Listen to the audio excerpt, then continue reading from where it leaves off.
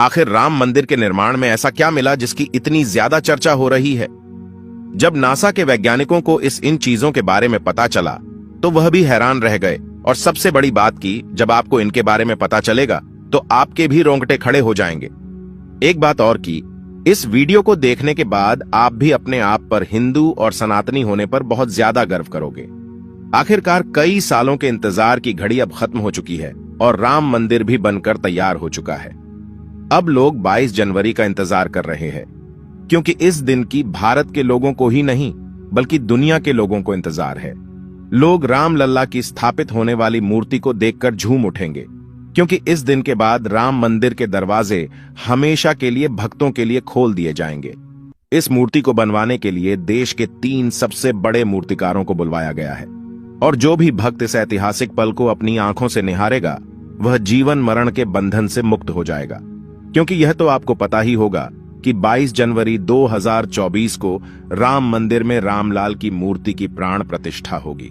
लेकिन यह मंदिर तो बनकर भले ही तैयार क्यों ना हो गया हो, लेकिन इसके निर्माण के समय कई ऐसे चमत्कार हुए हैं, उसे देखकर मंदिर के पड़ती समेत कई लोग दंग रह गए हैं। यहां तक इन चीजों को देखकर नासा के वैज्ञानिकों ने तो अपना सर ही पकड़ लिया है, और तो और वह एक ऐसी गहरी सोच में पड़ गए हैं कि मानो उन्होंने कोई भयानक चीज देख ली हो।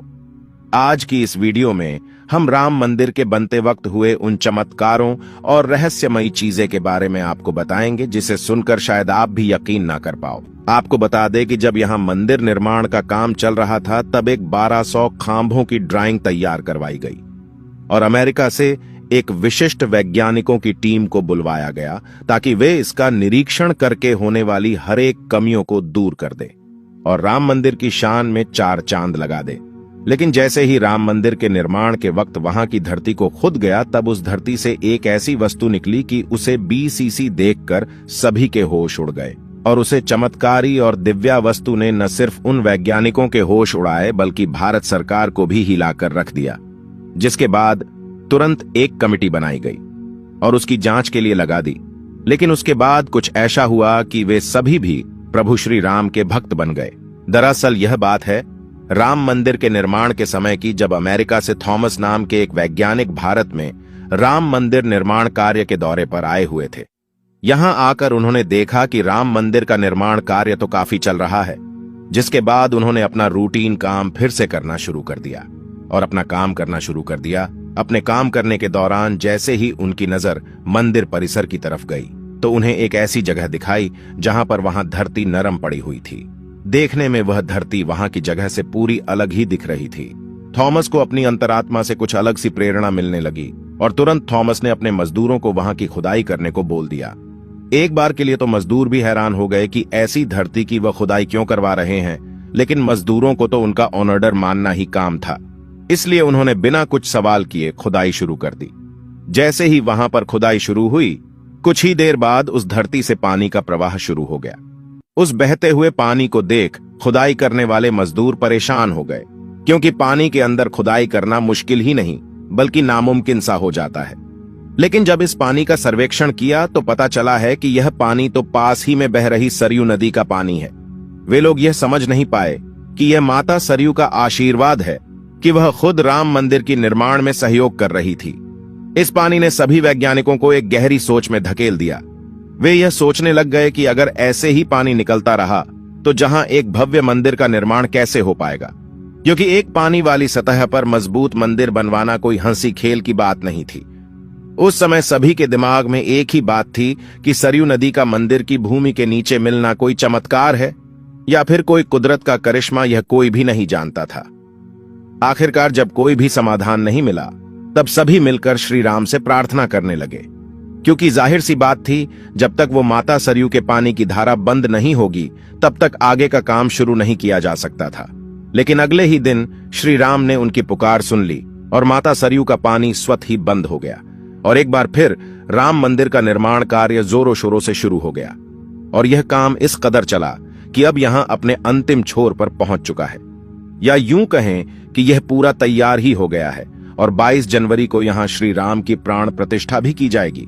यह मंदिर इतना भाव बना है कि इस देखने के लिए भारत सरकार ने यहाँ पर एक अंतर्राष्ट्रीय हवाई अड्डा भी बनवाया है, ताकि देश और दुनिया के लोग सीधे ही यहाँ पर आ सके और इसे देख सकें। यह मंदिर तो आप कभी भी देख सकते हैं, लेकिन अब सवाल यह है कि जब पुराने समय में यहाँ पर राम मंदिर था, वह कैसा दिखता था, जिसे तोड़कर बाबर ने बाबरी मस्जिद बनाई थी। उसे राम मंदिर का निर्माण आखिर किसने किया था? क्योंकि यह रहस्य आज तक सीमित लोगों को ही पता है, ज्यादातर लोगों को इसके बारे में कुछ भी मालूम नहीं है। तो चलिए आज मैं आपको इसका पूरा रहस्य इस वीडियो के माध्यम से बता देता हूं, तो बने रहेगा हमारे साथ वीडियो में एंड तक। आखिर उस समय भगवान राम की नगरी अयोध्या को किसने बनाया था? यह पवित्र नगरी हिंदुओं के लिए बहुत ही ज्यादा महत्वपूर्ण है, क्योंकि यहाँ पर स्वयं प्रभु श्री राम का जन्म हुआ था, इसलिए इसे राम जन्मभूमि भी कहते हैं। इतिहासकारों के अनुसार कौशल प्रदेश की प्राचीन राजधानी अवध को कालांतर में अयोध्या और बौद्ध काल में साकेत कहा जाने लगा। अयोध्या मूल रूप से मंदिरों का शहर था। हालांकि यहाँ खुदाई के वक्त आज भी हिंदू, बौद्ध एवं जैन धर्म से जुड़े मंदिरों के अवशेष देखे गए, जिसमें खंभों से लेकर हिंदू आकृतियां बनी हुई थीं। अयोध्या नगरी में होने का वर्णन भी वाल्मीकि रामायण में मिलता है। कहते हैं कि भगवान श्री राम के जल समाधि लेने के पश्चात अयोध्या कुछ काल के लिए उजाड़ सी हो गई थी, लेकिन उनकी जन्मभूमि पर बना महल वैसे का वैसा ही था। भगवान श्री राम के पुत्र कुश ने एक बार पुण्य राजधानी अयोध्या का पुनर्निर्माण कराया। इस निर्माण के बाद सूर्यवंश की अगली 44 पीढ़ियों तक इसका अस्तित्व आखिरी राजा महाराजा बृहदबल तक अपने चरम पर रहा। कौशल राज बृहदबल की मृत्यु महाभारत युद्ध में अभिमन्यु के हाथों हुई थी। महाभारत के युद्ध के बाद अयोध्या उजड़ सी हो गई, मगर श्री राम जन्मभूमि का अस्तित्व फिर भी बना रहा।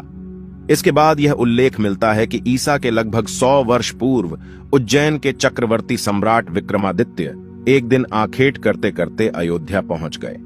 थकान होने के कारण अयोध्या में सरयू नदी के किनारे एक आम के वृक्ष के नीचे वे अपनी सेना सहित आराम करने लगे। उस समय यहां घना जंगल हो चला था, कोई बसावट भी यहां नहीं थी। महाराज विक्रमादित्य को इस भूमि में कुछ चमत्कार दिखाई देने लगे। तब उन्होंने खोज आरंभ की और पास के योगी व संतों की कृपा से उन्हें झांत हुआ कि यह श्री राम की अवध भूमि है।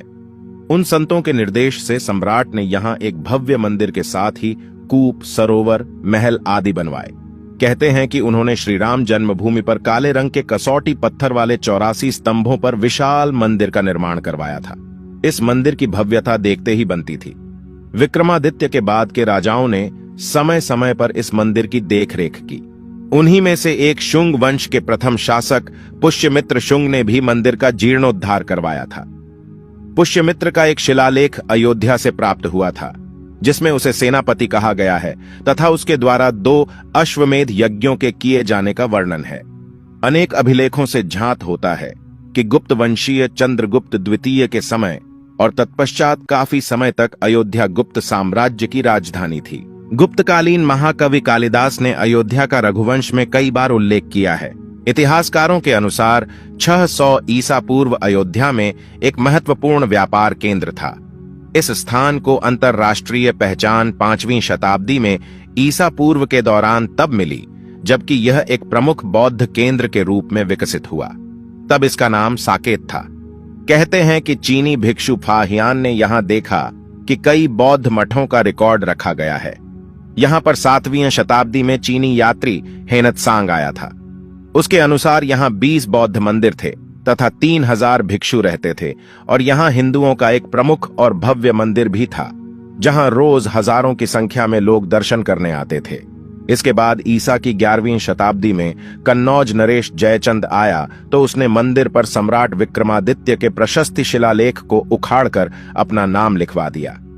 पानीपत के युद्ध के बाद जयचंद का भी अंत हो गया।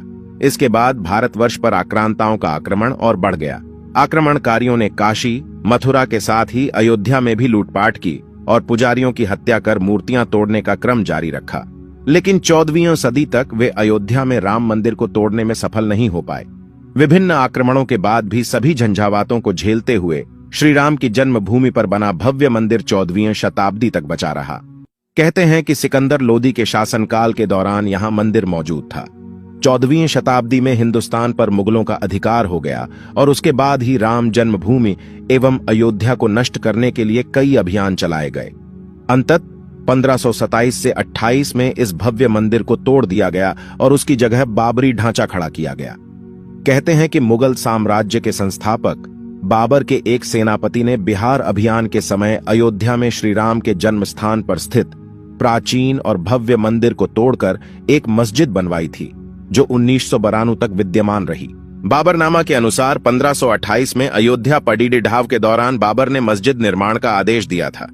अयोध्या में बनाई गई मस्जिद में खुदे 2 संदेशों से इसका संकेत भी मिलता है। इसमें एक खास तौर से उल्लेखनीय है। इसका सार है, जन्नत तक जिसके न्याय के चर्चे हैं, ऐसे महान शासक बाबर के आदेश पर दयालु मीर बकी ने फरिश्तों की इस जगह को मुकम्मल रूप दिया।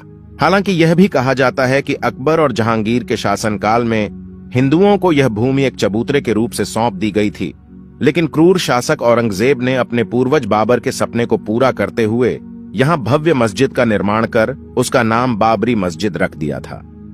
लेकिन अंत में बाबरी मस्जिद का भी विध्वंस कर दिया गया और इस जमीन पर कई वर्षों तक कैसे चलता रहा और अंत में यह जमीन हिंदुओं को सौंप दी गई, जिस पर आज श्री रामलाल का भव्य मंदिर बनकर तैयार हो चुका है और 22 जनवरी को यहां पर प्राण प्रतिष्ठा भी कर दी जाएगी, जिसकी तैयारी अब वैसे अगर आप में से कोई अयोध्या निवासी है तो हमें अयोध्या के बारे में कमेंट में जरूर बताएं।